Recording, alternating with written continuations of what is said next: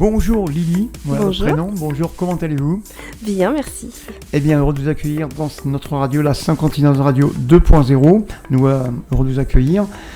Pouvez-vous, en quelques mots, vous présenter? Oui. Donc, je m'appelle Julie. D'accord. Mon surnom, en fait, c'est Oui. Lily. Depuis que je suis petite, donc j'ai pris ce diminutif pour justement mon nom de romancière. Donc, vraiment, ça me correspond totalement. Et puis, et donc, j'ai décidé d'écrire un livre suite à une rencontre. Oui, Qui m'a développé en fait toute la créativité et l'aspect poétique d'accord. de mon écriture, et depuis j'écris tout simplement. D'accord. Donc après je suis une maman Bien aussi d'une fille qui a 6 ans, D'accord. et puis je suis arrivée à Saint-Quentin pour le travail il y a 10 ou 11 ans, Mhm. et puis et maintenant j'y habite. Alors qu'avant, D'accord. On dit alors écrivain ou écrivaine? les deux sont possibles, Les deux sont possibles. mais je préfère romancière. Donc vous préférez romancière? Ouais. C'est vrai que Ça parle c'est... d'amour. Ouais, ça parle d'amour. Et alors, en quelques mots, comment dire, d'où vous venez Mon parcours. Ouais, votre parcours, ouais. Alors je viens du nord de la D'accord. France, près de Saint-Amand-les-Eaux. Ouais, Je fais mes études à Valenciennes, à Lille aussi. Donc j'ai une licence en communication et un master en valorisation du patrimoine. d'accord. Après j'ai bougé en Normandie. Je suis revenue dans le nord pour raisons familiales. D'accord. Et j'avais trouvé un travail ici. Donc et après j'ai décidé en fait de quitter mon travail il y a 1 an, pile poil à peu près, Oui, pour être en adéquation avec mes valeurs et avec qui j'étais. d'accord. Et ça m'a permis de prendre du temps en fait pour l'écrire. Le livre était déjà écrit depuis déjà pratiquement une année, mais je me suis formée en fait à l'édition et à la publication de livres. D'accord, ouais. Et puis j'ai ouvert mon auto-entreprise. D'accord, Tout donc simplement. alors c'est votre premier livre, alors si je comprends Oui. bien. Est-ce qu'on peut vous demander l'histoire, si elle est réelle ou si elle est... c'est une fiction en fait? Est-ce que c'est... ou les deux? Alors on va dire que les 95% de l'histoire est une histoire réelle, mais qui est romancée. D'accord, ouais. Et vu l'histoire, c'est vrai que on peut se dire est-ce que c'est vrai ou non, tout simplement. Mais c'est une histoire réelle, une histoire d'une rencontre en fait qui Ouais. chamboule tout, avec un amour incommensurable qu'on a du mal justement à maîtriser et qui fait qu'on réveille les peurs les plus profondes, de rejet, d'humiliation, de trahison, d'injustice, etc. Et donc en fait c'est toute cette histoire, et ça m'a permis en fait aussi d'aller replonger dans le passé pour Oui. voir un peu d'où venait cette dépendance affective, parce que c'est une dépendance affective quand Ouais. même. Et l'objectif en fait de cette histoire, qui aura 3 tomes, D'accord, dans 3 volets. donc 3 volets, c'est une requête personnelle en fait. Il y a une histoire d'amour parce qu'en fait je pense que tout le monde a besoin des autres Bien sûr, oui, tout à fait. pour s'en sortir, mais c'est aussi une quête personnelle. Une histoire d'amour avec quête personnelle. Pourquoi ce titre précis en fait? Pourquoi ce titre-là? Pourquoi pas un autre? Bonne question. Voilà, c'est une bonne question. Déjà à l'origine, je l'ai écrit pour quelqu'un, je ne voulais pas le publier. D'accord. Je l'ai écrit pour cet homme qui fait partie de l'histoire. Et j'avais comme titre « Il porte la lettre de l'amour dans son prénom ». Et quand je me suis professionnalisée, on m'a dit que c'était trop long, en fait, Ouais. sur une couverture et pour retenir. Donc j'ai cherché. Et comme en fait ce livre est une histoire d'âme à âme, D'accord. de reconnaissance d'âme, dont l'objectif final de ce genre d'histoire, c'est d'être réunis, d'être ensemble, Oui. et de vraiment prodiguer l'amour en fait, avec un grand A, dans l'amour inconditionnel. J'ai voulu remettre ce mot âme dedans, et me dire voilà, peut-être que c'est l'écriture et ces livres qui feront qu'on sera réunis ou non, on verra, mais si c'est une romance, logiquement ça finit bien. D'accord. Donc, mais j'ai quand même gardé le petit clin d'œil avec le A en majuscule Ouais, sur la ouais, couverture. ouais. À nos âmes réunies, c'est C'est ça. ça. Donc on peut l'obtenir où et comment? Alors, il est en ligne. Alors, j'ai un site internet, donc lilyart.fr, où vous pouvez le commander justement pour avoir une dédicace. D'accord. Mais sinon, il est disponible dans les réseaux classiques sur le site internet, la Fnac, Cultura, Chapitre.com, Amazon aussi. Ok, Amazon, Ouais, tout le monde peut l'avoir chez soi dans la boîte aux lettres, c'est ça qui est intéressant, C'est Amazon. ça. Et après, je sais pas si vous préférez les e-books ou le livre papier, mais Alors, en tout cas, il y a un charme, c'est vrai, plus sur le papier quand même. ouais. Ouais. Bon, bah, Donc, sur Amazon, il y a les deux. C'est il y a les e-book deux. Eh ben, et papier. Avec Amazon. une livraison sous 24 heures de mémoire. Oui, c'est qui est rapide possible. Amazon, ouais. C'est vrai Ouais. qu'Amazon, c'est plutôt pas assez rapide. Alors, le titre précis, donc du coup, on vient de l'évoquer. Oui. Maintenant, qu'est-ce qui vous a donné l'envie entre l'idée de faire le livre et l'écrire, de coucher sur papier, qu'est-ce qui vous a donné l'idée en mode j'y vais, quoi, je vais l'écrire? Alors déjà, j'ai commencé à l'écrire parce que j'ai souhaité continuer une histoire. Alors c'est un peu dur à expliquer. En fait, avec la personne qui est concernée dans le livre, cet homme, on était en contact et on avait beaucoup d'imagination. Et un jour, je lui ai envoyé un questionnaire pour qu'il réponde en fait à des questions, mais tout à fait lambda, que je ne dévoile pas parce que c'est dans le livre et que ça fait partie de l'histoire, pour que je puisse écrire en fait une histoire, mais imaginaire, tout simplement, avec lui et moi en personnages principaux. Donc j'ai commencé et ça a fait 7 ou 10 pages que je lui ai envoyé heure par heure en plein confinement. Et vraiment in love. Hein. Le confinement, il a révélé plein de talents aussi. Il a eu des inconvénients, mais il a aussi des avantages. C'est vrai. Donc, et bon, pendant le confinement, en fait, j'ai poursuivi l'écriture. Je crois que j'ai une grosse partie qui a été écrite en moins de 2 mois, de 3 mois. Et après, j'ai continué parce qu'il y a encore des choses à écrire. Parce que c'est une histoire qui ne s'arrête jamais. Donc, j'imagine aussi qu'il y a 3 tomes de prévus. C'est qu'il y a une continuité au niveau du vécu. Voilà. Forcément, donc le livre, oui. Donc ce qui vous a, fait que vous y êtes allé, c'est ce vécu-là, tout à fait. Ce vécu, mon histoire et l'envie aussi de partager parce que c'est tout le monde vit des histoires d'amour, des ruptures, c'est difficile, etc. Mais c'est aussi un hommage à soi-même, tout simplement, pour se dire ok, il s'est passé ça dans ta vie, ok, t'as souffert, et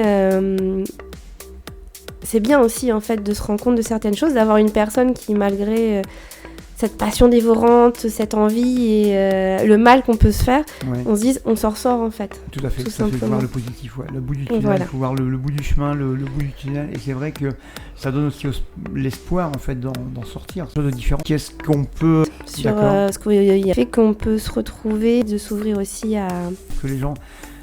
En fait, c'est que c'est pour et l'équilibre. On est dans quelque chose. Il faut s'écouter. Ouais. Et si. Ouais. Et on est un petit peu dans. On entend ça quand on nous dit ça sur une personne, et c'est vrai qu'on a tendance à le juger des fois un peu trop vite, ou la juger un peu trop vite. Et c'est vrai qu'il faut faire attention. Et on dit tout à l'heure un petit peu en off que on est connecté au divin, en fait. On est connecté à là-haut, au ciel, à la lumière, à ce genre de choses.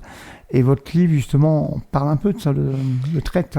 Alors, dans le tome 1, pas totalement.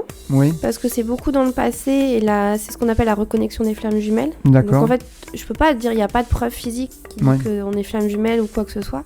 C'est vraiment du ressenti et cette attraction, parce que l'attraction, elle est très très forte. Oui. C'est dur d'y résister et en même temps, on la fuit. Donc, c'est un jeu sans fin. Mais dans le tome 2, oui, il y aura beaucoup plus d'invisibles. De découverte de la spiritualité, pas forcément liée à la religion, mais vraiment à la spiritualité et à des choses qu'on ne soupçonne pas en fait, tout simplement.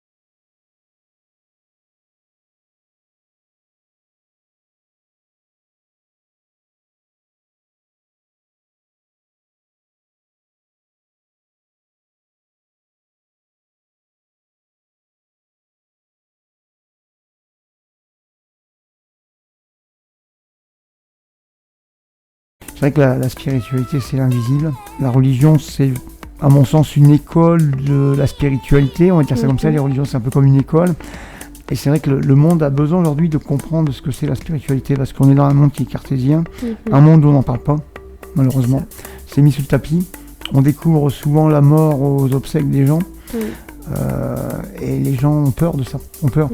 Et c'est vrai que d'avoir le projet Antone qui va un peu traiter ce domaine-là, qui va en parler, ça va permettre aussi d'expliquer aux gens ce que c'est l'invisible. C'est vrai qu'on est vraiment... le monde est fermé à ça, à l'heure actuelle. Le monde ne connaît pas, il est fermé. Et du coup, par rapport à ce livre, ce tome 1 du livre, qu'est-ce qu'on peut y rajouter qu'on n'aurait pas pu évoquer ou qu'on n'a pas évoqué? Je réfléchis. Réfléchissez, allez-y. Alors, en fait, faut pas avoir peur de rentrer dans l'intimité d'une personne. D'accord. Parce que ce livre ne me définit pas, c'est pas totalement moi, mais c'est une très grosse partie de moi. Et c'est ça qui peut être dérangeant en fait, c'est très intime. Oui. Il y a beaucoup de sentiments et beaucoup de blessures qui sont évoquées, donc il y a beaucoup de tristesse. D'accord. J'irais peut-être même voir de la dépression, mais il y a aussi de très belles scènes d'amour en fait, parce que, alors je parle sexuellement parlant, mais parce que c'est très passionné, et aussi tout simplement parce qu'il y a vraiment de belles choses qui sont dites dans la manière d'appréhender l'autre, malgré l'image qu'on peut en avoir suite justement à des ouï-dire. Et alors il n'y a pas trop de dialogue dans celui-ci, il y en aura plus par la suite. Et dans les dialogues, en fait, justement, on voit toute la dualité des personnes. Autant chez lui que chez moi. Et c'est ça qui est beau, parce que on comprend les blessures, l'ego qui travaille, mais aussi que l'âme parle d'amour, parce qu'il y a des choses très très poétiques, même venant d'un homme. Ouais, c'est vrai que... Donc il y a des choses, oui, voilà, qui ont été dites, qui sont... Des fois, je me dis, on s'est peut-être réincarné avant en tant que poète, parce que il y a une fluidité, en fait. Et dans la façon d'écrire, c'est très, très fluide. D'accord. On parlait tout à l'heure de réincarnation en off. Qu'est-ce qui peut... Alors, ça n'a rien à voir avec le livre, mais comment on peut s'apercevoir, ou qu'on peut avoir la perception qu'on peut être éventuellement réincarné? Qu'est-ce qui peut éventuellement nous dire ça, en fait? Alors je pense que ce sont surtout des ressentis. Des ressentis, ouais. Si on s'y intéresse, de toute façon, il y a toujours moyen d'avoir ces vies antérieures. Alors il y a de l'hypnose de régression antérieure, donc aidée, appuyée par quelqu'un de professionnel qui a appris, etc., qui est reconnu. Moi, je sais que j'ai la capacité d'aller les voir en méditation aussi. Parce que sur YouTube, il y a plein de méditations pour pouvoir y aller. Et après, moi, ça s'est manifesté par des sensations physiques. Et je pense aussi l'idée, des fois, on peut se dire, ce sentiment-là, ou ce qui s'est passé là, cette impression de déjà-vu, mais en fait, on l'a déjà vécu. Donc, on se dit, maman, avec cette personne-là, là, j'ai mal, ou il se passe ça, parce que j'ai ressenti ce ressenti-là, mais on a l'impression que, voilà, on l'a déjà vécu, donc soit on n'en fait pas cas et on passe et c'est tout, ou si on est intéressé, parce que c'est juste une histoire d'intérêt et de croyance, on va plus loin. Deux choses, c'est vrai que ça peut éclairer, ça va éclairer. C'est ça, parce qu'en fait, même si le thème principal c'est les flammes jumelles, il y a énormément d'âmes sœurs dans ce livre qui ont fait qu'à un moment donné, je pense que c'est... Pour ma part, ça m'a permis de me réveiller. D'accord. Tout simplement. Après là, j'ai une âme sœur très importante dans ma vie.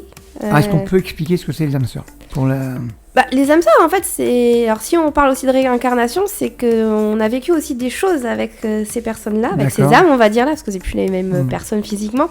Et on a des choses à régler, en fait. Alors, une âme sœur, c'est soit une amie... ou un ami, soit un amoureux, je veux dire, ça peut être différentes formes, mais c'est quelqu'un avec qui on a un lien particulier et qui va nous faire travailler sur nous. Donc c'est pas forcément quelqu'un avec qui on va finir notre vie, mais qui aura une importance primordiale dans notre vie. Qui aura permis une direction autre que celle que s'il n'avait pas été là, quoi. En fait, c'est ça. C'est un peu ça. Fait. Il fait partie du parcours. D'accord, ok. Ouais, parce que la vie est, à mon sens...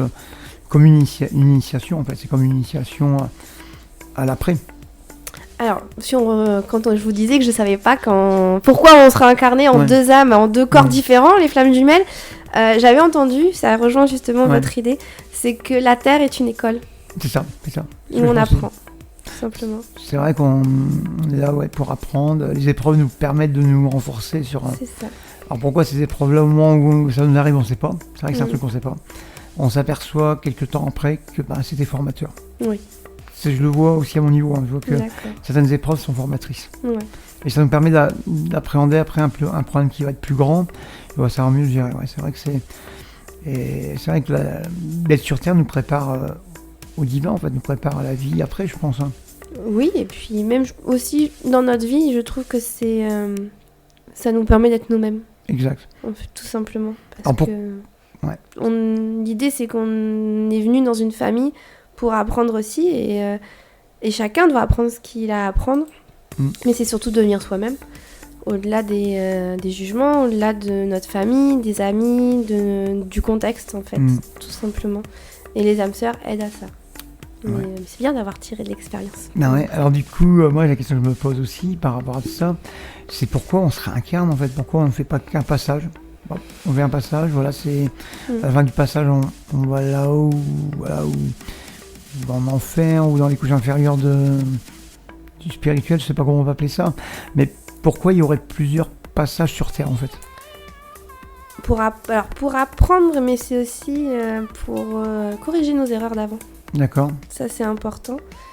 Alors, à soi-même aussi, c'est ce que je disais. Si dans d'autres vies, on n'a pas été soi-même parce que... on va prendre un exemple, une fille née dans une famille très riche et qui n'a pas pu vivre comme elle l'entendait parce que elle était cloîtrée chez elle. Bon, c'est très typique, c'est très film, etc.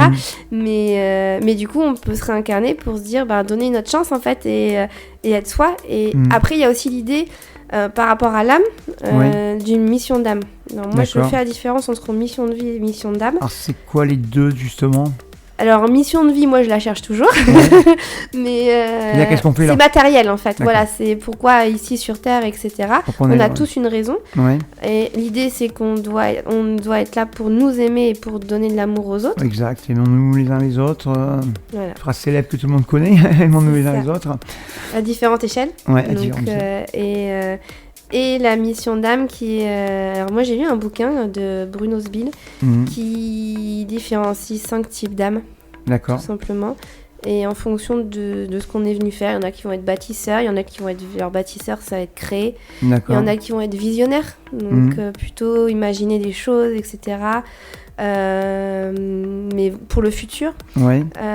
Moi, je suis passeuse d'âme, donc on va dire c'est médium, en fait, même si je n'utilise pas mes dons. Mais on aurait tous en fait une mission d'âme. Est-ce qu'on peut expliquer ce que c'est les âmes sœurs les âmes sœurs, en fait, c'est... Alors, si on parle aussi de réincarnation, c'est qu'on a vécu aussi des choses avec ces personnes-là, avec ces âmes, on va dire là, parce que c'est plus les mêmes personnes physiquement. Et on a des choses à régler, en fait. Alors, une âme sœur, c'est soit une amie...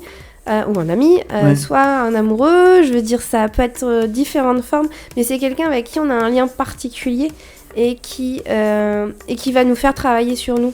Donc c'est pas forcément quelqu'un avec qui on va finir notre vie, mais qui aura une importance primordiale dans notre vie. Qui aura permis une direction autre que celle que s'il n'avait pas été là, quoi. En fait, c'est un peu ça. Fait. Il fait partie du parcours. D'accord, parce que la vie est à mon sens... comme une initiation, en fait, c'est comme une initiation à l'après. Alors, quand je vous disais que je savais pas pourquoi on sera incarné en deux âmes, en deux corps différents, les flammes jumelles, j'avais entendu, ça rejoint justement votre idée, c'est que la Terre est une école. C'est ça. Où on apprend, tout simplement. C'est vrai qu'on est là pour apprendre. Les épreuves nous permettent de nous renforcer sur... C'est ça.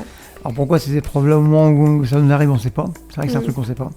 On s'aperçoit quelques temps après que c'était formateur. Oui. Je le vois aussi à mon niveau. Je vois que certaines épreuves sont formatrices.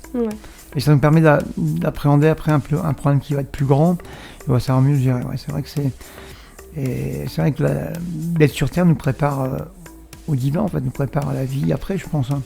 Oui, et puis même aussi dans notre vie, je trouve que ça nous permet d'être nous-mêmes. Exact. En fait, tout simplement. Ouais. L'idée, c'est qu'on est venu dans une famille pour apprendre aussi, et chacun doit apprendre ce qu'il a à apprendre. Mais c'est surtout devenir soi-même, au-delà des jugements, au-delà de notre famille, des amis, du contexte, en fait, tout simplement. Et les âmes sœurs aident à ça. Mais c'est bien d'avoir tiré de l'expérience. Ouais. Alors du coup, moi, la question que je me pose aussi par rapport à tout ça, c'est pourquoi on se réincarne, en fait. Pourquoi on ne fait pas qu'un passage. Bon, on fait un passage, voilà, c'est à la fin du passage, on va là-haut, en enfer, ou dans les couches inférieures du spirituel, je sais pas comment on va appeler ça, mais pourquoi il y aurait plusieurs passages sur Terre, en fait? Pour apprendre, mais c'est aussi pour corriger nos erreurs d'avant. D'accord. Ça, c'est important. Alors, à soi-même aussi, c'est ce que je disais. Si dans d'autres vies, on n'a pas été soi-même parce que... on va prendre un exemple, une fille née dans une famille très riche et qui n'a pas pu vivre comme elle l'entendait parce que elle était cloîtrée chez elle. Ouais. Bon, c'est très typique, c'est très film, etc. Mais du coup, on peut se réincarner pour se dire, donner une autre chance, en fait, et être soi. Et après, il y a aussi l'idée... par rapport à l'âme, d'une mission d'âme. Alors, moi, je fais la différence entre mission de vie et mission d'âme. Deux choses, c'est vrai que ça peut éclairer, ça va éclairer. C'est ça, parce qu'en fait, même si le thème principal, c'est les flammes jumelles, il y a énormément d'âmes sœurs dans ce livre qui ont fait qu'à un moment donné, je pense que c'est... Pour ma part, ça m'a permis de me réveiller. D'accord. Tout simplement. Après, là, j'ai une âme sœur très importante dans ma vie. Est-ce qu'on peut expliquer ce que c'est les âmes sœurs les âmes sœurs, en fait, c'est... Alors, si on parle aussi de réincarnation, c'est qu'on a vécu aussi des choses avec ces personnes-là, avec ces âmes, on va dire là, parce que c'est plus les mêmes personnes physiquement. Et on a des choses à régler, en fait. Alors, une âme sœur, c'est soit une amie... ou un ami, soit un amoureux, je veux dire, ça peut être différentes formes, mais c'est quelqu'un avec qui on a un lien particulier et qui va nous faire travailler sur nous. Donc c'est pas forcément quelqu'un avec qui on va finir notre vie, mais qui aura une importance primordiale dans notre vie. Qui aura permis une direction autre que celle que s'il n'avait pas été là, quoi. En fait, c'est un peu ça. Fait. Il fait partie du parcours. D'accord, ok. Ouais, parce que la vie est, à mon sens, comme une initiation, en fait. C'est comme une initiation à l'après. Alors, quand je vous disais que je savais pas pourquoi on sera incarné en deux âmes, en deux corps différents, les flammes jumelles, j'avais entendu, ça rejoint justement votre idée, c'est que la Terre est une école. C'est ça. Où on apprend, tout simplement. C'est vrai qu'on est là pour apprendre. Les épreuves nous permettent de nous renforcer sur... C'est ça. Alors pourquoi ces épreuves-là, au moment où ça nous arrive, on ne sait pas. C'est vrai que c'est un truc qu'on ne sait pas. On s'aperçoit quelques temps après que c'était formateur. Oui. Je le vois aussi à mon niveau. Je vois que certaines épreuves sont formatrices. Ouais. Et ça nous permet d'appréhender après un problème qui va être plus grand. Et ça va mieux le gérer. Ouais, c'est vrai que c'est vrai que d'être sur Terre nous prépare au divin, en fait, nous prépare à la vie après, je pense. Hein. Oui, et puis même aussi dans notre vie, je trouve que ça nous permet d'être nous-mêmes. Exact. En fait, tout simplement. Parce que l'idée, c'est qu'on est venu dans une famille pour apprendre aussi, et chacun doit apprendre ce qu'il a à apprendre. Mais c'est surtout devenir soi-même, au-delà des jugements, au-delà de notre famille, des amis, du contexte, en fait, tout simplement.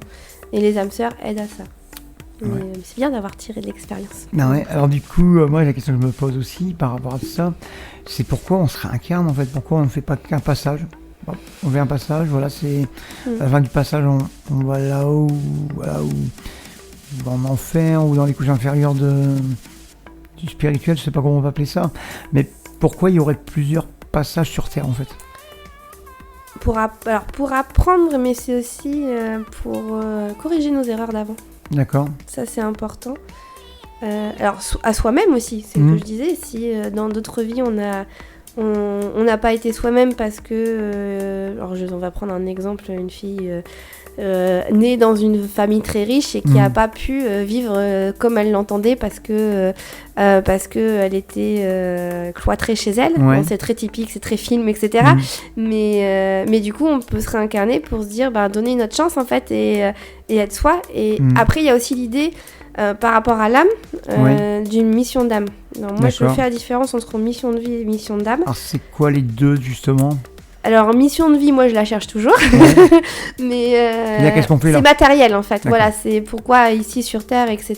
On a tous une raison. Ouais. Et l'idée, c'est qu'on doit être là pour nous aimer et pour donner de l'amour aux autres. Exact. Aimons-nous les uns les autres. Voilà. Phrase célèbre que tout le monde connaît. Aimons-nous les uns les autres. À différentes échelles. Ouais, à Donc, différentes échelles. et la mission d'âme qui est... alors moi j'ai lu un bouquin de Bruno Sbil qui différencie 5 types d'âmes, D'accord. tout simplement. Et en fonction de ce qu'on est venu faire, il y en a qui vont être bâtisseurs, il y en a qui vont être... Alors bâtisseurs, ça va être créer. D'accord. Il y en a qui vont être visionnaires, donc plutôt imaginer des choses, etc. Mais pour le futur. Ouais. Moi, je suis passeuse d'âme, donc on va dire que ça sera c'est médium, Ouais. en fait, même si je n'utilise pas mes dons. Mais on aurait tous en fait une mission d'âme. Toujours accompagné de Lily sur la 51 Radio 2.0 qui nous parle de son livre À nos âmes réunies. Alors, est-ce qu'il y a un autre livre en préparation et si oui, lesquels? Alors oui, il y en a un qui s'appelle Comme dans son film. D'accord. Donc ça parle aussi d'un amour très difficile à construire, Oui. mais qui n'est pas une histoire vraie. D'accord. Même si j'ai été inspirée de mon âme sœur. Oui. Tout simplement, puisqu'on avait fait beaucoup de choses. Ça se passe à Paris. Bon, bref, c'est une histoire aussi sympa, qui a un peu plus de rebondissements et beaucoup plus de dialogue. Oui. Et qui va sortir le 21 juin. D'accord. Voilà. Et après, il y a le tome 2 d'À nos âmes réunies, Oui.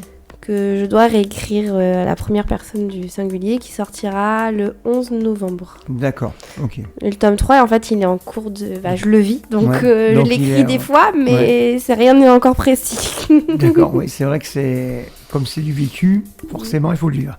C'est vrai ça. qu'il faut le vivre. C'est vrai qu'il faut le vivre. C'est vrai que c'est enrichissant. C'est assez enrichissant. Ouais. C'est comment les personnages, du coup, les personnalités évoluent, tout simplement. Parce que là, ce que je vis actuellement, je réagis plus du tout de la même façon qu'au tout début. Ouais. Alors que j'ai l'impression qu'on répète encore les mêmes choses, avec les mêmes mots, avec les mêmes reproches, etc. Et avant, je l'ai noté, hein, j'ai été en pleurs pendant des heures et des heures, j'avais mal à mourir. Oui. Et je voulais mourir, hein, carrément. Ah, carrément, ouais. Ah oui, à un moment donné, on se dit, mais c'est une souffrance, c'est horrible. Donc on rejette. Ouais. Et puis après, on se rappelle de la personne, de tout ce qui a été dit, de comment ça s'est passé, de qui on est, etc. Donc on revient dans l'amour. Oui. Et ça fait que ça. Et pas moi, depuis 3 jours, je suis en séparation flamme jumelle, avec des mots qui ont été très durs, un rejet total. Mais voilà, je suis là devant vous, j'ai toujours le sourire, j'ai toujours ce qu'on appelle la lumière de là-haut. Et en fait, voilà, c'est tout ce parcours qui, même si c'est difficile, c'est souffrant, on se rend compte la beauté de la vie, tout simplement, et d'expérimenter tout ça. Ouais. Et moi qui étais très dans... En fait, je culpabilisais des fois d'avoir des sentiments très négatifs envers lui ou envers d'autres, parce que la colère, plein de choses. Là, ça se calme, mais j'étais en colère depuis 3 jours. Je fais concrètement, avant, j'aurais culpabilisé. Maintenant, je me dis non, t'as le droit d'être en colère. Je dis c'est bon, c'est la vie, c'est l'expérience. C'est l'émotion, la colère, c'est l'émotion. Voilà. Et se dire à un moment donné, bon, là, ça a été trop loin et tout, donc stop, je mets mes limites parce que sinon, ça m'atteint trop. Et même si c'est une flamme jumelle et qu'il y a un amour profond d'âme à âme, ça vaut. On se met ses propres limites parce qu'on se dit, on se respecte tout simplement. Et c'est ce parcours-là, je pense. Des fois, je me dis dans le tome 1, c'est compliqué, j'ai pas l'impression de me respecter, tout simplement. Donc, j'étais si fière de le sortir et des fois, je me dis, la personne que je suis, je ne le suis plus. Et ce que je montre n'est pas forcément mon meilleur visage, en fait. Même si je croyais que ça l'était, mais ça ne l'est pas. C'est du vécu. C'est du vécu et on se dit comment une personne peut être autant dans l'amour de l'autre, mais pas de soi, tout simplement. Ouais, c'est de penser plus à l'autre qu'à soi. Voilà. Ça. On pense au bien-être de l'autre, mais pas du sien. Ouais. Alors, comment on peut... Alors, c'est un ressenti. Comment on peut expliquer aux gens que le divin existe et comment on peut dire que le spirituel existe? Comment on peut l'amener aux gens? Parce que la plupart des réactions qu'on a devant nous quand on parle de la vie après la mort, c'est le rejet. Comment on peut, d'après vous? Alors moi je pense qu'il n'y a pas de remède miracle, il faut juste être prêt. Et c'est une question de personne. Je généralise pas. Je fais pas d'apologie, non loin de là. À un moment donné, j'étais trop dans la spiritualité et parce que j'avais besoin de me raccrocher à quelque chose et à comprendre pourquoi j'avais de tels sentiments. Mais et peut-être, on m'a dit à un moment donné, peut-être que j'étais gourou en fait, que je voulais embarquer tout mon monde dedans. Et pas du tout. Non. C'est juste que c'était un moyen de me protéger parce que tout remettre selon le destin et l'univers, c'est aussi se déresponsabiliser à un moment donné. Et ça, voilà, j'ai un peu arrêté. J'y crois toujours, il n'y a aucun souci. J'ai encore des choses qui se manifestent et tout. Mais je prends mes responsabilités en fait. Et je pense que en fait, c'est juste une question de personnes, de croyances. La seule chose que j'ai à dire, c'est si on y croit un peu et que ça intéresse, ben on fait des recherches. Tout à fait, ouais. Parce que dans le spirituel, il y a tellement de portes que même moi, je ne sais pas lesquelles ouvrir. Tout à fait, on a de la voyance, d'un médium, on a des personnes qui font l'ennéagramme aussi. Pour mieux Alors, c'est une discipline pour mieux se connaître. D'accord. En fait, mais qui relie en fait en fonction des dates de naissance, etc., de qui on est, pour trouver en fait ses qualités. Mais il y a aussi ce qu'on appelle le human design. C'est la même chose en fait. Je sais pas si c'est la même chose, mais c'est le même principe. C'est une étude en fonction de sa date de naissance, de son heure, de son lieu, qui définit qui on est. D'accord. Tout simplement. Et il y a plein de choses en fait. Et il y en a qui vont faire du passage d'âme, il y en a qui vont faire vraiment de la voyance. Moi, j'appelle pas ça de la voyance, mais de la guidance, comme on en a parlé tout à l'heure. Et il y a tellement de choses qu'il faut aller là où on se sent bien, tout simplement. Puis pour ceux qui n'y croient pas, voilà, c'est parfait aussi en fait. Tout est parfait. Il faut pas chercher plus loin. Donc moi j'ai un père très cartésien qui ne croit pas du tout à ça. Et l'un de mes premiers contacts défunts, ça a été son père. J'ai sorti des choses que je n'étais pas censée être au courant. Donc il a cru, mais c'est pas un sujet qu'on parle en fait. D'accord, c'est pas un sujet, je comprends l'idée, c'est un peu un sujet un peu tabou quelque part. C'est ça. Qu'on évite de parler lors des repas de famille. C'est un peu C'est vrai que le spirituel, l'univers, un peu tout ce qui est hors du palpable, c'est difficile à expliquer, c'est difficile à faire accepter aux gens. C'est difficile, mais si on est dans un univers où les gens y croient, c'est que tant mieux. Mais je pense que si on est dans un univers où on a des personnes très proches qui n'y croient pas, c'est d'autant plus important d'avoir ses propres croyances et d'être soi-même. Et moi, j'en ai fait l'expérience. Je veux dire, même dans ce livre, je parle beaucoup de ma famille. Et j'avais énormément peur du rejet et du regard parce que c'est mon histoire, mon vécu. Ce n'est pas la réalité, c'est ma vérité à moi. Bien sûr. Et du coup, c'était très compliqué parce que ma mère l'a lu. Alors que ça parle d'elle aussi. Ça parle de quelque chose aussi qui m'est arrivé quand j'avais 20 ans. D'accord. Qui ne savait pas, qui est très traumatisant. Et je me suis dévoilée aussi à eux. Et j'avais peur du retour. Mon père, je ne sais pas s'il l'a lu. Mais j'avais très peur. Et en même temps, ça m'a permis de me délivrer. Et surtout de comprendre que, en fait, quoi que je fasse, mes parents sont mes parents. Et quoi que je fasse, ils m'aiment. Bien sûr, l'amour triomphe toujours. C'est vrai que... C'est ça. C'est de s'aimer les uns les autres, on revient un petit peu à ce qu'on dit tout à l'heure. Et c'est vrai que l'égoïsme, que le monde actuel a, ça coupe tout en fait. Ça coupe les relations, ça coupe la bienveillance. On arrive dans un monde où il y a moins en moins de tout ça en fait. Il y a moins en moins de bienveillance, moins en moins d'amour, de plus en plus de froideur. Et puis je pense aussi c'est avec tout ce qui est réseau de communication, Facebook, etc. Ça isole et puis on est que dans l'image. Et c'est ça qui est compliqué. J'avoue, depuis 3 semaines, je m'en prends plein la tête. Je suis très beaucoup jugée. Et mais c'est pas grave, ça fait partie des expériences de vie. Et là, ce dimanche, donc j'étais à la plage. Alors moi, j'ai moins de complexes qu'avant, donc je fais du topless. Et à la plage, ça a été... j'étais pas... Ça faisait 3 minutes, puis je suis allongée et tout.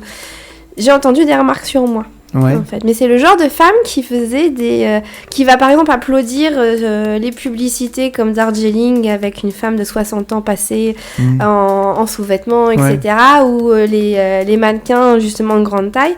Mais en fait, qu'ils fassent... Donc c'est de l'image parce qu'elles vont liker, elles vont commenter, c'est trop bien, nanana. Mais en fait, dans la réalité, quand il y a une personne qui se met telle qu'elle est, tout simplement, parce qu'il n'y a pas d'artifice, elle va critiquer. Ouais. Et j'ai eu des insultes en fait. Carrément des insultes. Ah oui, non, c'est. On peut ne pas être d'accord avec une activité ou une autre, mais de l'insulter l'autre, c'est autre chose. Et je trouvais ça dommage parce qu'elle avait une fille de 14-15 ans. Et en fait, elle est en train de lui apprendre en gros, qu'il faut être top modèle pour pouvoir. L'intolérance, toujours. Voilà. C'est vrai que l'intolérance, dans ce monde-là, est maître en fait. C'est ça. Mais je pense que c'est la différence dans tout ce qui est affichage, pub, tout ce qu'on veut, de se dire c'est génial, etc. Mais concrètement, en fait, cette fierté, puis on est fiers de se dire je ressemble peut-être à ça, ou elle a des bourrelets et moi j'en ai aussi, etc. Et contrairement contradictoire avec ce qu'on véhicule en fait au quotidien. Et alors c'est ce qu'on appelle être aligné aussi. C'est être, dire et faire ce que l'on est, et ce que l'on dit et ce que l'on pense en fait. C'est être totalement aligné. Et ça pour moi c'est le genre de choses où je me dis je viens pas d'ici. Enfin, ça reprend un peu ce que j'ai dit en lecture. C'est que je peux ne pas être d'accord, il n'y a pas de souci. Mais on reste dans le respect, on reste dans le respect de l'autre. C'est ça, mais critiquer et mettre un jugement, ça j'ai beaucoup de mal en fait. Oui, bien sûr. C'est vrai que le monde juge maintenant, les gens jugent l'autre. C'est un peu ça. Moi j'ai un de mes collaborateurs qui a une chaîne YouTube. Il s'est fait huer par ses camarades parce qu'il avait 1300 abonnés. Et je lui ai dit à cette personne, dis-lui qu'il a qu'en faire autant. S'il veut de l'abonné qui bosse sur un YouTube, c'est vrai que les gens jugent avant de comprendre. C'est il y a ce truc-là, il y a de juger avant de comprendre. Et on est dans ce monde-là où c'est de pire en pire. C'est ça. Mais c'est pour ça que, alors avec le confinement, il y avait le Covid, il y a eu beaucoup de personnes qui se sont ouvertes spirituellement. Il n'y a pas besoin d'être flamme jumelle ou d'âme sœur pour s'ouvrir spirituellement, loin de là. Et quand je travaillais, en fait, il y en avait de plus en plus qui m'en parlaient. Et après, il y en a plein qui diront que c'est un monde de bisounours, etc. Mais l'objectif, c'est vraiment d'aller voir au-delà de ce qui se passe, en fait. On va parler d'amour inconditionnel, d'aimer, etc. Et je pense qu'il y en a qui doivent peut-être plus s'ouvrir à cet amour inconditionnel. Bien sûr. Mais il y en a, je pense comme moi, qui ont besoin de s'aimer, point final, en fait. Pour mieux aimer après, par la suite. Sûr.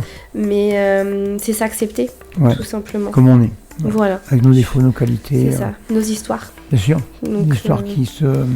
Puis par moments, les histoires se rencontrent, par l'énergie du divin, je pense. Les chemins se rencontrent.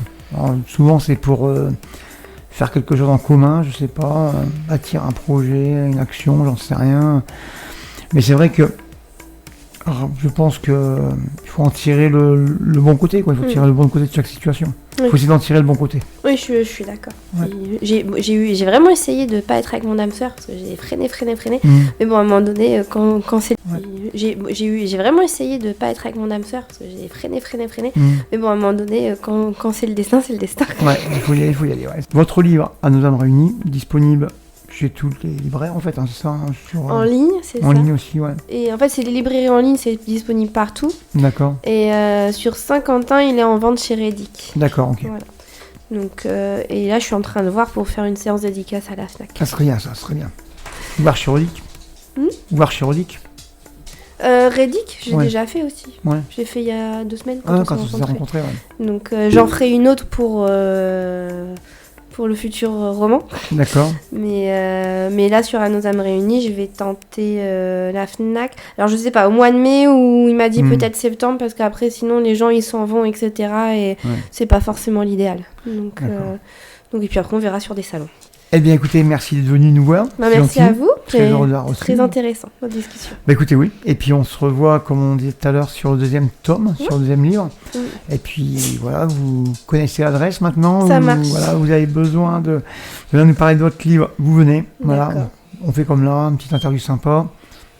Voilà, autour d'un café. Et puis... Parfait. Voilà. Je vous remercie beaucoup. Eh bien, bonne fin de journée à vous. Bon retour à vous. Portez-vous bien. Et prenons soin tous les uns des autres. C'est ça, merci. C'était Eric sur la 51 Radio 2.0.